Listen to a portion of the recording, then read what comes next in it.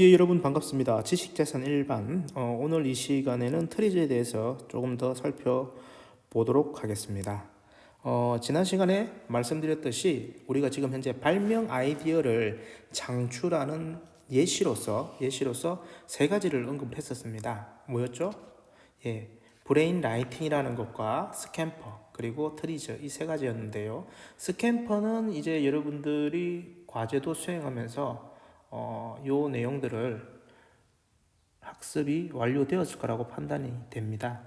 근데 이제 트리즈는 그때 자세하게 설명이 못된 아쉬움이 있었는데요. 요 부분을 조금 더 깊이 살펴보기 위해서 여러분들에게 이제 과제를 냈습니다. 페이지 70페이지에 있는 내용이었죠.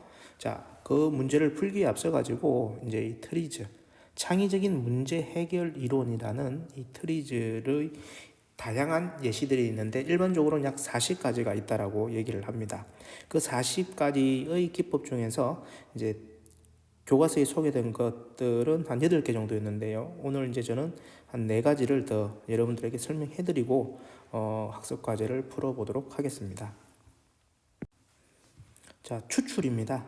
여러분들이 지금 보시는 게 이게 뭐죠? 에어컨이죠, 에어컨. 자, 에어컨은 우리 실내에서 볼 수 있는 그 부분과 실외에 설치를 해야 되는 부분들이 있습니다. 이제 실외에 설치를 해야 되는 이 실외기 같은 경우는요, 상당히 시끄럽습니다. 우리가 실내에서 이제 이 에어컨만 이용하다 보니까 그 부분을 잘 인지를 못하는데 막상 실외기 쪽에 가시게 되면은 에어컨이 정말 시끄럽다는 것을 여러분들이 아실 수 있을 정도입니다. 자, 그래서 이 실외기는 시끄러울 뿐만 아니라 또 어떠하죠? 여기서 뜨거운 바람이 많이 나옵니다. 그래서 이 부분을 추출을 한다는 겁니다. 어디로부터? 방해가 되는 부분이나 특성을 뽑아내어 가지고 효율을 높이는 방안으로서 분리형 에어컨 언급이 되는 거죠.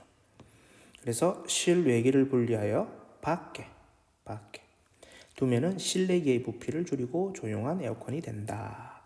이런 방법이 이제 트리즈 기법의 추출이라는 예시로 나오게 되는 거고요. 그 다음에 이제 국소적 성질. 보시는 바와 같이 지금 왼쪽에는 어떤 내용이 있죠? 예, 장갑입니다. 장갑. 방 코팅 장갑이죠.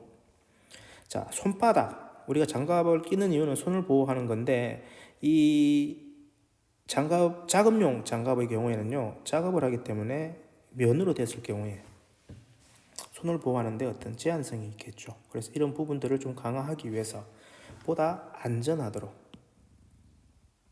안전하도록 손바닥을 보호하고 반면에 이제 윗부분은 코팅을 하지 않는 이런 겁니다. 그래서 국소적인 성질 트리즈 기법으로는 국소적인 성질로 안내되고 있습니다. 대상물의 일부분을 그 작동에 가장 적합한 조건으로 만드는 그런 것이 국소적 성질이 되겠습니다. 자, 다음에 소개되고 있는 것은 이제 분할입니다. 분할. 왼쪽에 있는 그림과 같이 후프죠. 후프 상당히 큽니다. 보관하기 힘들죠.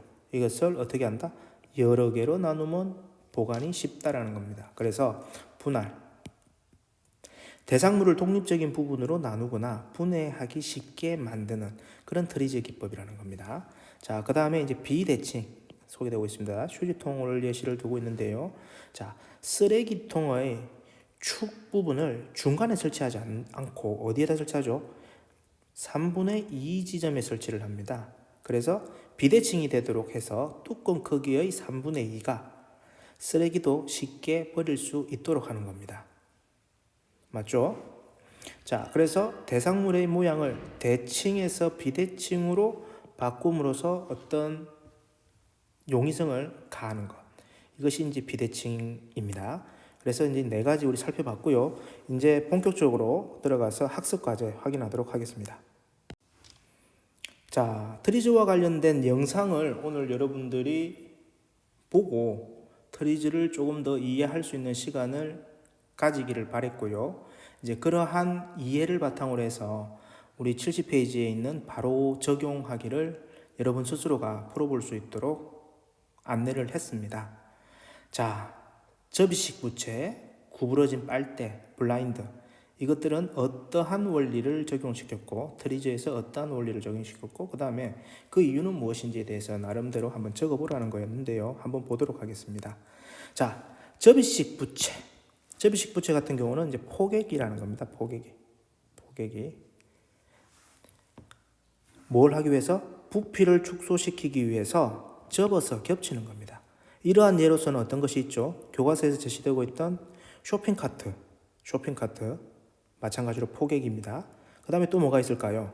생각해보니까 종이컵을 보관하는 것. 여러분들 어디 가게 되면은 종이컵 보관할 때 어떤 식으로 되어 있는지 아시죠? 포개기의 원리가 사용된 겁니다.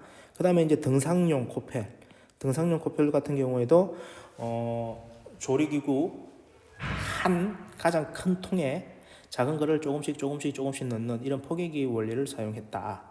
이렇게 해서 여러분들 일하시면 될 것 같고요. 이제 두 번째는 구부러진 빨대입니다. 구부러진 빨대. 요거는 이제 국소적인 성질을 가져왔습니다. 빨대 부분에서 주름을 줍니다. 여기 주름을 줘가지고 뭐 한다? 잘 구부러지게 한다라는 겁니다. 이와 같은 원리는 앞서 말씀드렸던 방코팅 장갑 있었고 그 외 국소적인 성질로서 또 생각할 수 있는 게 뭐가 있었느냐? 예, 미끄럼 방지 양말. 발바닥 부분에 미끄럽지 않게끔 방지하는 양말이 있었습니다. 그 다음에 또 하나는 우리 그 우유라든지 야구르트 쉽게 받아 먹을 수 있게끔 현관문의 밑에 부분에 뭐하죠? 조그만하게 우유 투입구를 만듭니다. 이것도 이제 국소적인 성질의 예가 될 수 있을 것 같습니다. 자, 마지막입니다.